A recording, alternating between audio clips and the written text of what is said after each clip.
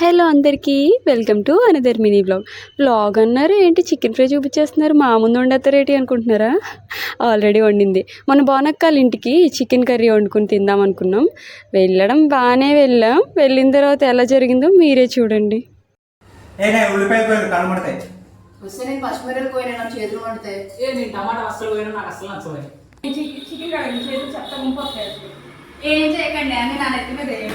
A few moments later. ఒరే ఆమె వంట చేస్తుందిరా.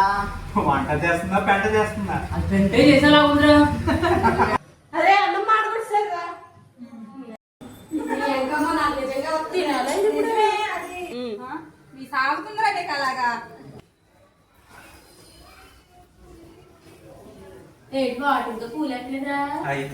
అందరూ అన్ని వాదాబంతులు వేసుకునేసరికి ఏమైపోద్దని తెగ టెన్షన్ పడిపోయాను. కానీ లాస్ట్కి చాలా బాగా కుదిరింది. యాక్చువల్లీ మా అమ్మని మా అందరినీ బతికించేసింది. కర్రీ వండుదాం అనుకున్నాం కానీ ఫ్రై అయిపోయింది. కానీ ఇల్లంతా గుమాయించేసింది ఆ వాసనతోటి. బాగా కుదిరింది కాబట్టి ఆర్టిస్ట్ అంటే ఎక్స్ట్రా చేస్తుంది. యాక్చువల్లీ అంత బాగుండినందుకు అది ఎక్స్ట్రా చాలా తక్కువే చేసింది చెప్పాలంటే. చాలా చాలా బాగుండింది. ఇప్పుడు చూస్తున్నా కూడా నోట్లో నీళ్ళు ఊరేస్తున్నాయి.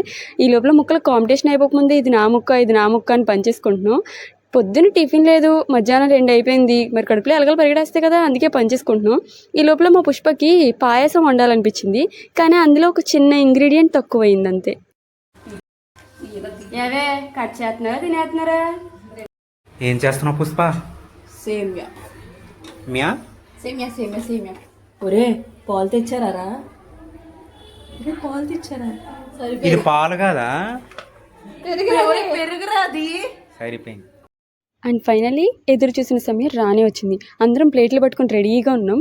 మీ అందరి కోసం ఒకసారి చూపించేద్దామని చెప్పేసి చూపిస్తున్నాం. లేదు మా అనిల్ మాటల్లో వినండి ఎలా చెప్తున్నాడు పాయసం గురించి. చికెన్ సాంబార్తో అంతా తిన్నాక ఫైనల్గా వేడిగా పాయసం, కాజు పాయసం, ఫైనల్గా పెరుగు, విజయ పెరుగు కట్.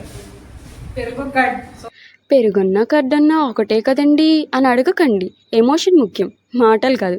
అండ్ ఫైనల్గా ఎప్పుడెప్పుడా అని వెయిట్ చేసే సమయం రానే వచ్చింది. అందరం ప్లేట్లు పట్టుకొని రెడీగా కూర్చున్నాం. ఈ లోపల మా పుష్ప గిన్నెలో ముక్కలన్నీ ఏరేసుకుంటుంది. అంటే స్టార్ట్ చేసింది మనమే.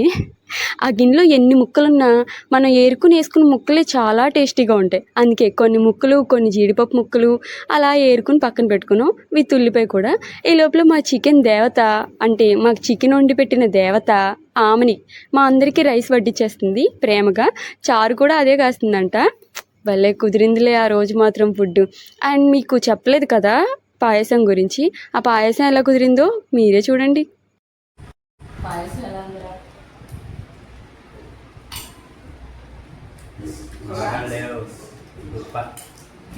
మరిన్ని కబుర్ల కోసం మా ఛానల్ని ఫాలో కొట్టేసేయండి. Okay, bye.